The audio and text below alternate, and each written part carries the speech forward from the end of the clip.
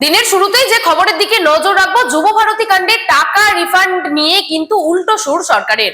একেবারে রাজ্য সরকারের পক্ষ থেকে স্রেফ জানিয়ে দেওয়া হয়েছে যে আমরা কোনো টাকা উদ্ধারের রিকভারি এজেন্ট নই, এবং সেক্ষেত্রে যাদের কিছু বলার থাকবে তারা যেন উদ্যোক্তাদের সাথেই কথা বলে। যদি কোর্ট নির্দেশ দিত তাহলে সেক্ষেত্রে অন্য কথা হতো, কিন্তু এই ব্যাপারে যদি কারোর কিছু বলার থাকে তাহলে তারা একেবারে উদ্যোক্তাদের সাথে কথা বলবেই।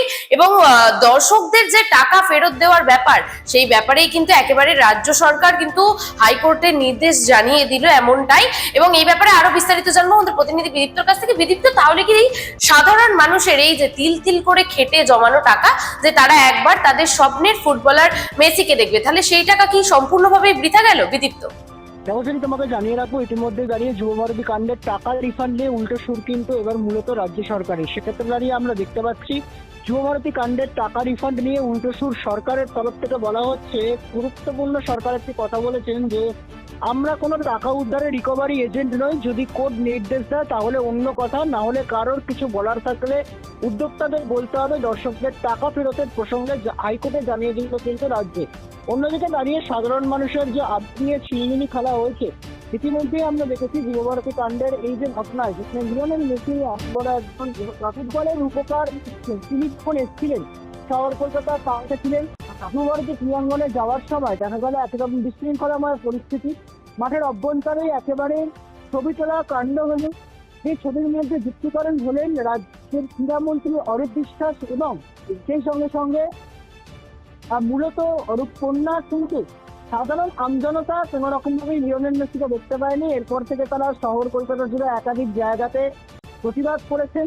তাদের আবেগ নিয়ে ছিনিমিনি খেলা হয়েছে। তাদের যে রোজগারের যে বেতন, সেই বেতন তারা এই মেসিকে দেখতে আসার জন্য তারা সেখানে উৎসর্গ করে দিয়েছিলেন। এরপর থেকে খুব সাধারণ মানুষের ক্ষোভ ছিল। কিন্তু এই যে রাজ্য সরকারের এই যে সিদ্ধান্ত বা এই যে ভাবনাধারা, যার ফলে ইতিমধ্যেই দেখা গেল কখনো রাজ্যপাল সিবি আনন্দ বোস তিনি যখন পৌঁছে গেছিলেন, আর তাকেও কিন্তু যুব ভারতী ক্রীড়াঙ্গনের অভ্যন্তরের ভেতরে প্রথমে ঢুকতে দেওয়া হয়নি। পরবর্তী ক্ষেত্রে তিনি আবারও যান। অন্যতার নচেত কিন্তু রাজ্যের বিরোধী দল নেতা শুভেন্দু অধিকারী সেখানেও তিনি উপস্থিত হয়েছিলেন, গিয়ে প্রতিবাদ দেখিয়েছিলেন। এবং সব মিলিয়ে বলতে গেলে এই মুহূর্তে দাঁড়িয়ে যেটা রাজ্য সরকারের বলা বক্তব্য বয়ান, যে যুব ভারতী কাণ্ডের টাকা রিফান্ড নিয়ে উল্টো সুর গাইছেন কিন্তু মূলত রাজ্য সরকার। এবং আমরা যদি লক্ষ্য করে থাকি, শহর কলকাতা সহ বাকি দুই জায়গাতে, একদিকে হায়দ্রাবাদ এবং দিল্লি, দুই জায়গাতে যদি লিওনেল মেসি আসার দরুন সেখানে যদি সুশৃঙ্খলভাবে অনুষ্ঠান উদযাপন হতে পারে, তাহলে কলকাতায় কেন পারল না?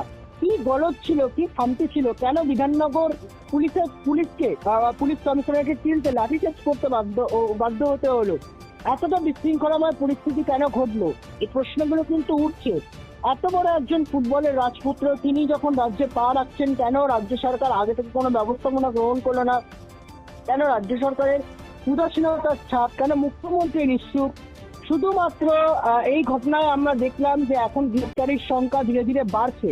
তবে প্রথমে যাকে গ্রেপ্তার করা হলো সেই শতদ্রু দত্ত, তিনি শুধু প্রোগ্রামের উদ্যোক্তা, কিন্তু বাকি কর্মকাণ্ডের যাবতীয় ক্রিয়াকলাপ এই পুরো ভূমিকা পালন করেছিলেন কিন্তু একেবারে দেখা গেছিল অরূপ বিশ্বাস এবং সেই সঙ্গে সঙ্গে সুজিত বসু। তাদের দুজনের গ্রেপ্তারির কিন্তু দাবি তুলেছেন সাধারণ মানুষ। এবার রাজ্য সরকারের এই যে মূলত উল্টো সুর এখন তারা গাইছেন, যে তারা বলা হচ্ছে তারা কোনো এজেন্ট নয়, তাদের অন্য কথা, তাহলে কারোর কিছু বলার থাকলে উদ্যোক্তাদের বলতে হবে। এই যে একেবারে উদ্যোক্তাদের ওপর উদ্যোক্তাদের দায়ভার করার চেষ্টা করছে, আর সেটা নিয়ে কিন্তু সাধারণ মানুষ রাজ্য সরকারের এই ভূমিকাকে ভালোভাবে দেখছে না।